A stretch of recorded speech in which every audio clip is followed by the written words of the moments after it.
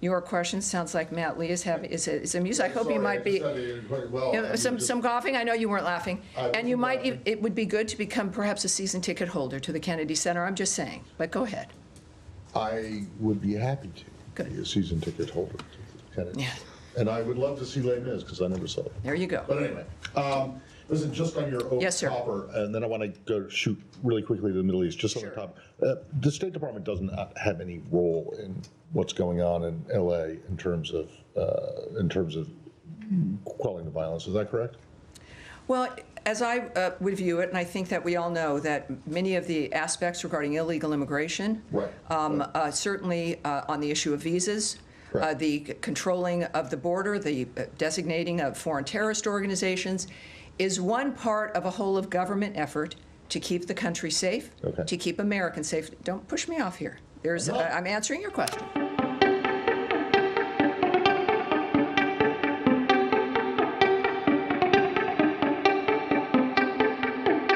Now to your question sounds like Matt Lee is amused. I hope you might be some coughing. I know you weren't laughing, and you might. It would be good to become perhaps a season ticket holder to the Kennedy Center. I'm just saying, but go ahead. I would be happy to be a season ticket holder to the Kennedy. Yeah.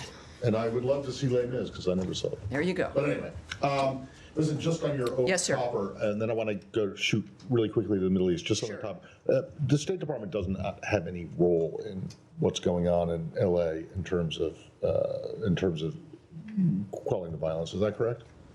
Well, as I would view it, and I think that we all know that many of the aspects regarding illegal immigration, certainly on the issue of visas, the controlling of the border, the designating of foreign terrorist organizations, is one part of a whole of government effort to keep the country safe, to keep Americans safe. Don't push me off here. I'm answering your question.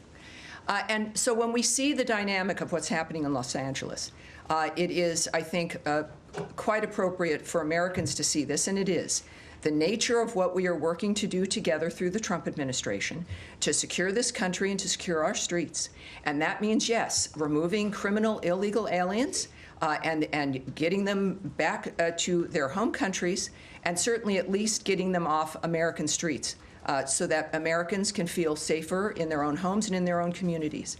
And so in the midst of that, when we talk about it, of course, it's the State Department, it's the DOJ, it's ICE, it's the Department of Homeland Security, it is the White House.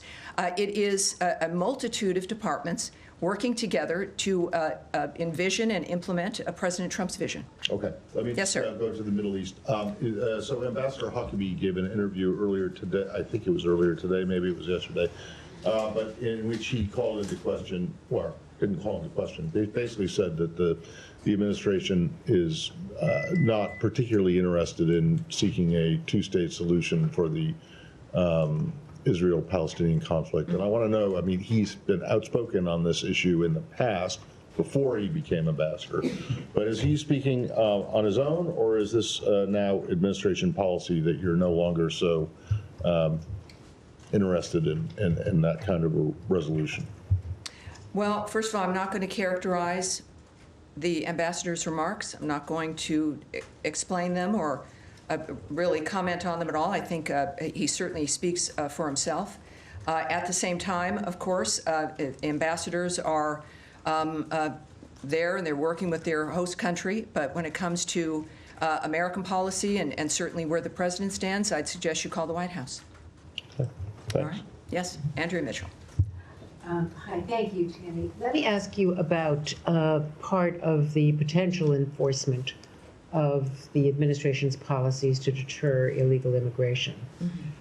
There is reporting of a potential plan to send undocumented immigrants or others who have been detained to Guantanamo, perhaps as soon as tomorrow, while there is a court case pending to rule out Guantanamo as a place to send people, saying that it is not necessary, it is too expensive, and that the conditions are intolerable.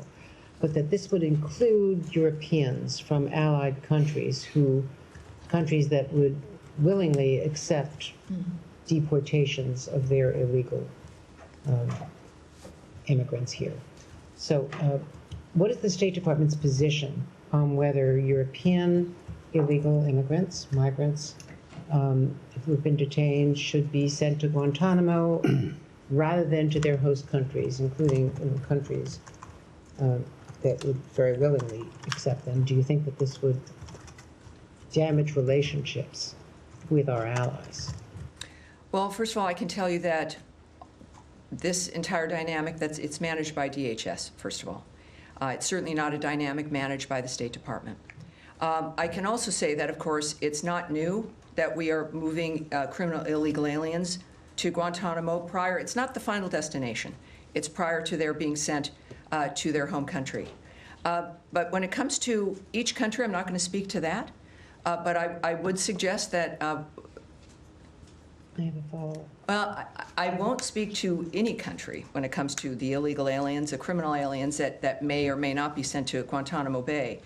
That clearly sits within a diplomatic framework. You're asking me to speak on what the Secretary or others might be discussing with their foreign counterparts, and I'm certainly not going to do that. I'm not going to speculate, and nor will I guess or speculate on the nature of any kind of backlash or the impact on the State Department. What I can tell you is that the backlash would be as if we weren't doing our job. State Department and the Secretary has been very specific about our role, which is the vetting of people who are coming here in the first place, removing illegal aliens who are here, criminal illegal aliens, whether they've overstayed their visa, are here illegally entirely. We're very focused on the nature of what the State Department has as its charge. And this is a framework, again, that's, as I just mentioned to Matt, where you've got a whole of government framework. The DHS is in charge of this particular aspect. But if the DHS literally would be in charge, but does the State Department have a view about what the diplomatic impact would be on our allies? Again, Andrea, you know I'm not here to speak about the diplomatic opinion or the speculation of the nature of the feelings of things. I'm here to talk about the specifics. You're right. You know, the United States has increased enforcement of immigration laws and removal of illegal aliens. They are being removed because they didn't have a legal basis to be in the United States. These are the why, you know, the visa dynamics, the nature of that we have the right, like every country does, to control who comes in and to have an interest in who stays. And that's what this is about. Sending people to Guantanamo might have a salutary deterrent impact. Would that help the whole of government approach which you are describing? What I can say is that this is a very specific mission to make American streets safer. And this is why President Trump was elected, to do exactly this. Yes, ma'am. Thank you. Just going back to Matt's question on Huckabee's comments, I know you said that the ambassador speaks for himself, but he was appointed by the president, and he does represent the U.S. government in Israel. So is a two-state solution a goal of the U.S. State Department currently? You know, I'm not going to speak, again, what I said to Matt, and what I'll keep saying is I'm not going to parse the ambassador's remarks. That's not what I'm going to do here, and I'm also not going to speak about the nature of what people say that he was claiming or not claiming. I'm not going to have a speculative conversation about that right now. I would suggest that when it comes to the policy of the United States, that sits with President Donald Trump. And he's just he's like a 15-minute walk away from this building. Call them, and in fact, I think they would have an answer for you, I would think. Okay, and then Of course, the president sets the policy, but Secretary of State is in charge of foreign policy. So irrelevant of yes, what I'm not, ambassador. yes, I'm not going to begin a conversation speculating based on a statement Ambassador Huckabee may or may not have made. I would suggest when we think about the policy, yes, Secretary Rubio implements President Trump's vision for foreign policy. In speaking on that issue, with everything going on in this world, we are focused clearly on the nature of the things that are in front of us. And I would just suggest calling the White House to make a determination of the Trump policy, the Trump administration's approach in this regard. So Secretary Rubio doesn't make foreign policy. It's his vision and implementation of President Trump's point of view and President Trump's vision.